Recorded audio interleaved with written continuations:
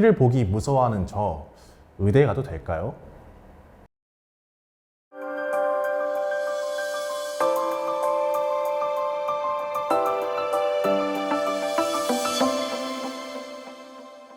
네, 안녕하십니까. 유스네비 의학 분야 내비쌤 박준영입니다. 오늘은 의사가 되기 위해선 어떠한 인재가 되어야 될지에 대해서 이야기를 나눠보고자 합니다. 의대 하면 무엇이 떠오르시나요? 많은 청소년분들이 무시무시한 해부학 실습을 떠올리시고, 또 의사라고 하면은 수술실에서 응급한 환자분들을 살려내는 멋진 외과 의사분들을 떠올리곤 합니다. 그래서 간혹 피를 무서워하시는 청소년분들이 저에게 이런 질문을 합니다. 피를 무서워하는 저 의대에 가도 될까요? 그러나 실제로 해부학 시간에는 이미 화학약품 처리가 다 된 카데바를 대상으로 실습을 하게 되고, 그리고 수술을 할 때는 실제로는 출혈을 다 관리하면서 수술을 하기 때문에 피가 그렇게 솟구치는 일은 많지가 않습니다. 그러나 미디어에서는 외과 의사가 많이 강조되다 보니까 그렇게 좀 무서워하시는 청소년분들이 많이 생기게 되었는데요. 실제로 의과대학에서는 그런 수술적인 그런 테크닉을 가르치는 것보다는 환자분들을 위해서 연구하고 또 고민할 수 있는 그런 과학자를 양성하고자 노력을 많이 하고 있습니다.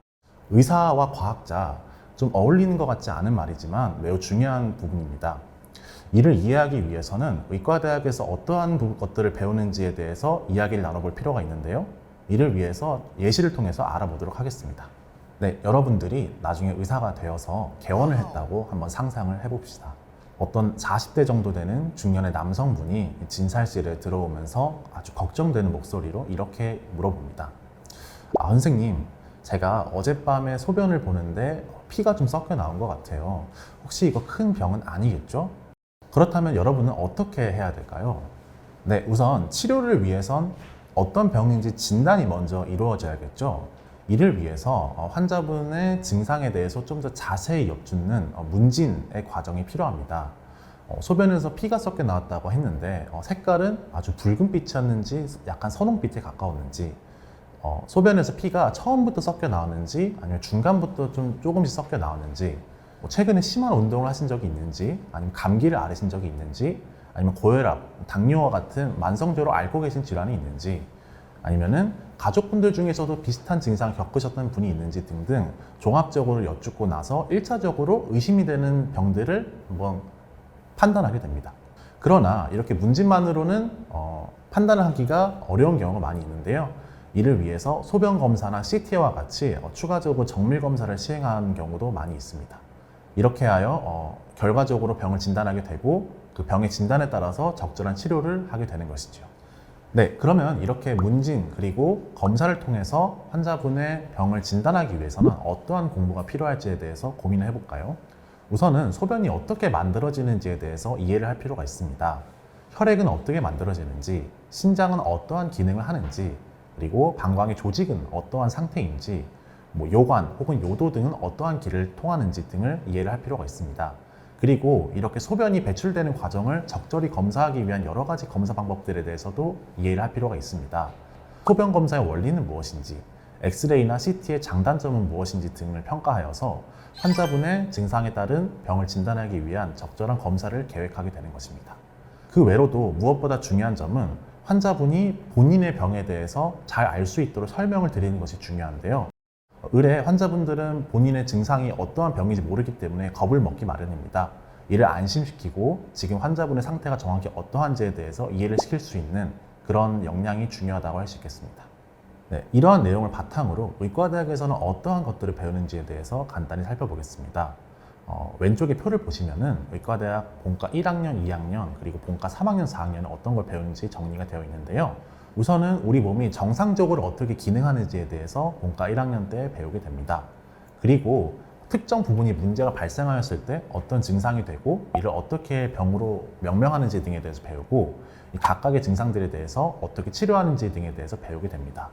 또 본과 3학년 그리고 4학년에 올라가서는 본과 1학년, 2학년 때 배웠던 내용들을 바탕으로 실제로 환자분들이 증상을 바탕으로 어떻게 진단이 되고 또 치료가 이루어지는지 등에 대해서 통합적으로 배우게 됩니다.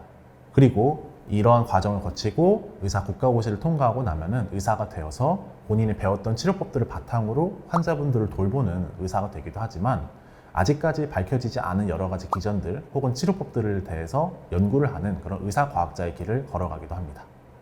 네, 이렇게 의과대학에서는 어떠한 내용을 배우는지에 대해서 다뤄봤는데요. 이를 정리하자면 의과대학에서는 우리 몸이 어떻게 기능하는지에 대해서 배우고, 이를 바탕으로 이런 문제를 해결하기 위해서 어떻게 해야 될지에 대해서 다루는 그런 과정이라고 볼 수 있겠습니다.